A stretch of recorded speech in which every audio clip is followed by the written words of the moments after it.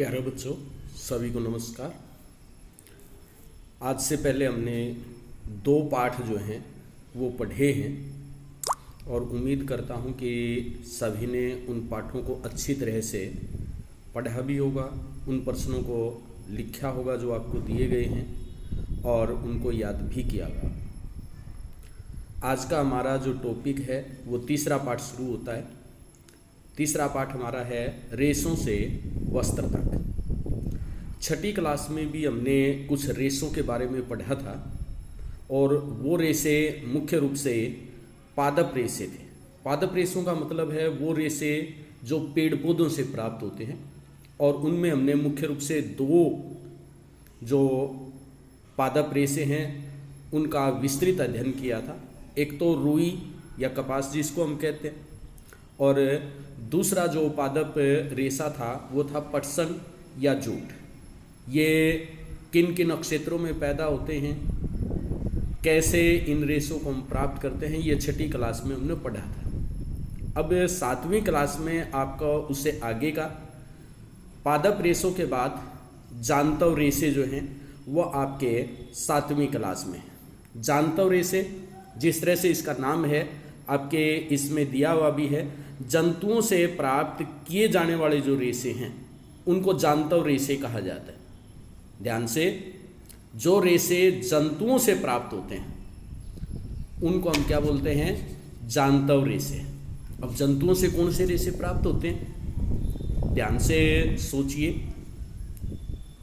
सर्दियों के अंदर आप नज़र घुमाइए, हम ज़्यादातर स्वेटर जर्सी पहनते हैं, किस चीज़ से बनी होती है? हाँ, बिल्कुल सही, ऊन से बनी होती है। और ऊन जो है वो हमें प्राप्त होती है भेड़ से मुख्य रूप से।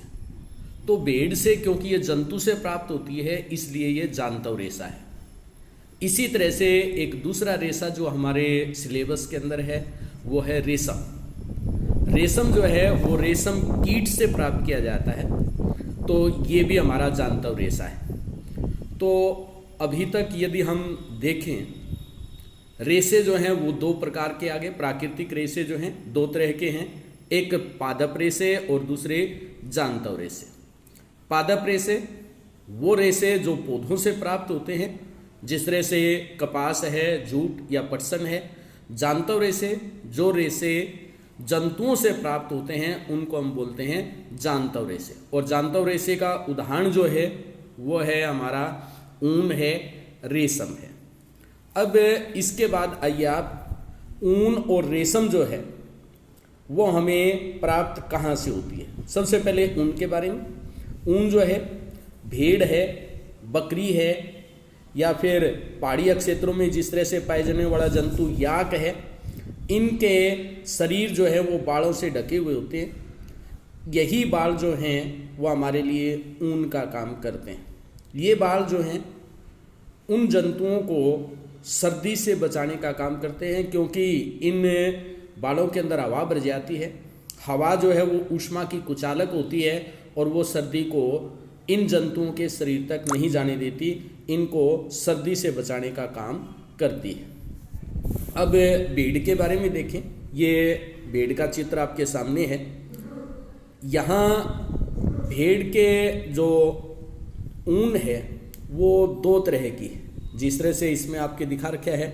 डाडी के रूखे बाल, यानी इस हिस्से के अंदर, डाडी वाले हिस्से के अंदर यहाँ मोटे रूखे बाल होते हैं, उनको हम ऊन के रूप में यूज़ नहीं करते, प्रयोग नहीं करते। और बाकी जो इसके सारे शरीर के ऊपर के जो बाल हैं इनको हमें ऊन के रूप में प्रयोग करते हैं। इनको काट करके ऊन के जो धागे हैं वो बनाए जाते हैं, उनसे फिर स्वेटर और जर्सियाँ जो हैं वो हम बुनते हैं। अब इसके लिए हम ऐसी भेड़ जिनके रेशे जो हैं वो मुलायम हों, जिनके बाल जो हैं मुलायम हों, लंबे हों, वो भेड़ जो है वो कैसे प्राप्त करें, कैसे उन भेड़ों को हम तैयार करें? इसके लिए एक प्रक्रिया जो है वो प्रयोग में लाई जाती है, उसको हम बोलते हैं वर्णात्मक प्रजनन। वर्णात्मक प्रजनन का मतलब है नर या मादा भेड़ जो है वो एक ऐसी ली जाती है जिसके शरीर के ऊपर लंबे और मुलायम बाल हैं उसका संकरण करवाया जाता है, उसका प्रजनन करवाया जाता है किसी देसी नस्ल की भेड़ के साथ। जो नई संतान उत्पन्न होती है उसके अंदर ये जो रेशे हैं, ये लंबे और मुलायम रेशे जो हैं वो उत्पन्न होते हैं। तो यहाँ से आपसे प्रश्न पूछा जा सकता है कि वर्णात्मक प्रजनन किसे कहते हैं। तो जैसा इसको अंडरलाइन किया है, मुलायम बालों जैसे विशेष गुणयुक्त भेड़ उत्पन्न करने के लिए जनकों के चयन की प्रक्रिया, जनक का चयन करते हैं हम, नर या मादा का चयन करते हैं, कौन से का, जिसमें अच्छे नस्ल के रेशे हों उनका। तो ये जो प्रक्रिया है ये कहलाती है वर्णात्मक प्रजनन। अब आगे चले, ऊन प्रदान करने वाले जंतु। हमारे आसपास हम मुख्य रूप से देखते हैं कि हमारे देश के अंदर मुख्य रूप से भेड़ों से ही ऊन जो है वो प्राप्त की जाती है, लेकिन केवल भेड़ों से ही ऊन प्राप्त नहीं होती, बकरियां जो हैं उनसे भी ऊन प्राप्त होती है। याक के ऊन जो है वो काफ़ी प्रचलित है। तिब्बत और लद्दाख के क्षेत्र के अंदर ये पशु जैसा चित्र में दिखाया गया है, याक जो है ये पाया जाता है। इसके शरीर पर भी घने बाल होते हैं, उनको भी हम ऊन के रूप में प्रयोग करते हैं। बकरी के अब ऊन जो है वो कहाँ पे प्रयोग की जाती है? अंगोरा नस्ल की बकरी जो है वो जम्मू कश्मीर के पहाड़ी क्षेत्रों के अंदर मिलती है और इससे बहुत ही बढ़िया किस्म की जो ऊन है वो प्राप्त होती है और इस ऊन से बहुत बढ़िया किस्म की शालें जो हैं वो बनाई जाती हैं, काफ़ी महंगी शालें बनाई जाती हैं। इन शालों को बोलते हैं पश्मीना शालें। कौन सी शाल है ये? पश्मीना शाल। ध्यान रखना, कौन सी नस्ल की बकरी से प्राप्त की जाती है ये ऊन पश्मीना शाल बनाने के लिए? अंगोरा नस्ल की बकरी। और अंगोरा नस्ल की बकरी मिलती कहाँ पर है? जम्मू कश्मीर के पहाड़ी क्षेत्र के अंदर। अभी तक हमने देखा कि सबसे पहले भेड़ से ऊन प्राप्त होती है। भेड़ के अलावा जो है याक की ऊन हमने बताई ऊपर। याक जो है कहाँ मिलता है? तिब्बत के अंदर और लद्दाख के अंदर, पहाड़ी क्षेत्र हैं उनके अंदर ये पाया जाता है। इसी तरह पहाड़ी क्षेत्र हमारे जम्मू और कश्मीर के, यहाँ पर बकरियों से ऊन प्राप्त होती है। कौन सी नस्ल की? अंगोरा नस्ल की बकरी हैं और बहुत ही बढ़िया किस्म की ऊन इनसे प्राप्त होती है और इससे हम शाल बनाते हैं और उन शालों के नाम हैं पश्मीना शाल। काफ़ी महंगी शाल होती हैं, तो इनसे ही हम प्राप्त करते हैं। इसके अलावा ऊँट का जो शरीर है, ऊँट के शरीर के ऊपर जो बाल आते हैं उनको भी ऊन के रूप में प्रयोग किया जाता है, लेकिन ये ज़्यादातर जो है कंबल वगैरह बनाने के लिए ही प्रयोग किए जाते हैं। स्वेटर और दूसरी चीज़ें बनाने के लिए इनका हम प्रयोग नहीं करते हैं। इसके अलावा भाई और कौन से जंतु हैं? अभी तक हमने पढ़ा भेड़ है, याक है, बकरी है, ऊँट है। इसके अलावा ये दो पशु आपको दिखाई दे रहे हैं, लामा और एल्पेका।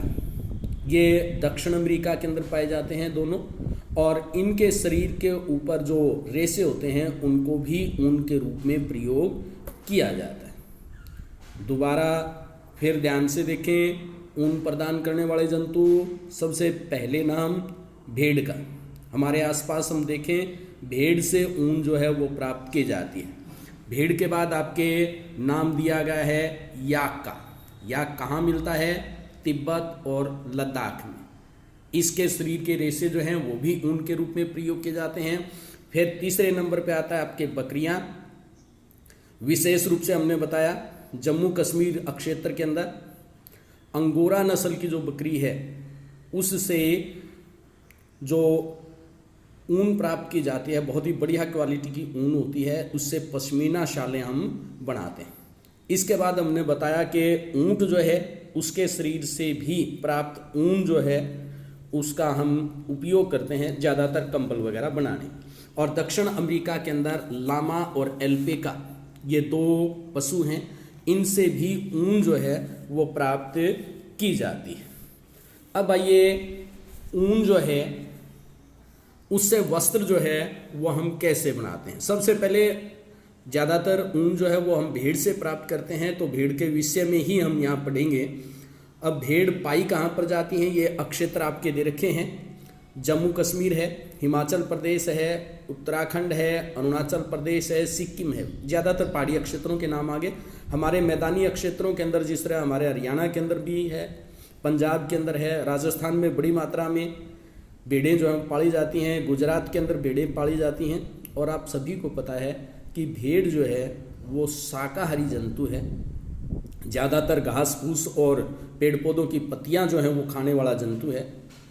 इसके अलावा इनको दाल है, मक्का है, ज्वार है, खली है, ये चीज़ें जो हैं वो भी दी जा सकती हैं। सूखे पत्ते जो हैं, अनाजों के पत्तियां जो हैं, सूखा चारा जो है वो भी इनको खिलाया जा सकता है। अब इनके शरीर से ऊन जो है वो हम कैसे प्राप्त करते हैं और कैसे जो है फिर उसका संसाधन करते हैं। संसाधन करने का मतलब है उसको इस योग्य बनाया जाता है कि उनसे हम अपने वस्त्र जो हैं वो बना सके। वह हम कल के जो हमारा लेक्चर होगा उसके अंदर आपको बताएंगे। आज के लिए इतना। ध्यान से इस यहाँ तक के जो चैप्टर है उसको आपने पढ़ना है और ध्यान से इस वीडियो को सुनना है। आपको जो प्रश्न उत्तर दिए गए हैं मेरे हाथ से लिखे हुए, उन प्रश्न उत्तर को अपनी कॉपी पे लिखेंगे और उनको याद करने का कार्य करना है। अच्छा बच्चों, गुड बाय।